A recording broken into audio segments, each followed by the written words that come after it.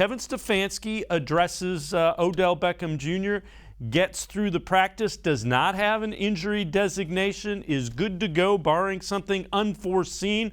Stefanski talked about Odell's week of practice and what the Browns can expect from him on Sunday. Yeah, he looked good, Scott. He had a good week, and I think he's ready to go. You talked about a pitch count the other day. Do you have a sense of how much you're going to be able to use him? I don't, Tom. I'll, like with every player, I'm in constant communication with the player and with their coach. So those are things that we talk about throughout the game, but he's ready to go.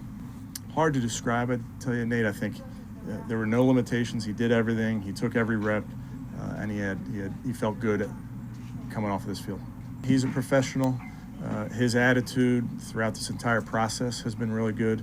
He understands that he's out there and he's going to go and try and help his team win. I think it's pretty simple. Let's welcome in Jeff Risdon from BrownsWire.com. So, Jeff, Odell Beckham rejoins the offense. What do you expect? I expect him to not break the world, set the world on fire right away. He hasn't played in 11 months. It will be different going into contact. I know he likes to, play that, he'll be ready, but that first hit, you still got to get up from that. So I want to see how he responds to that. I expect it to be favorable. I expect him to play about 50% of the snaps this weekend and get a couple of catches. They need him, quite frankly, with Jarvis Landry being sidelined. They need somebody to step up. What better place to bring in a former Pro Bowler than Odell Beckham than right now? I think he's going to be fine.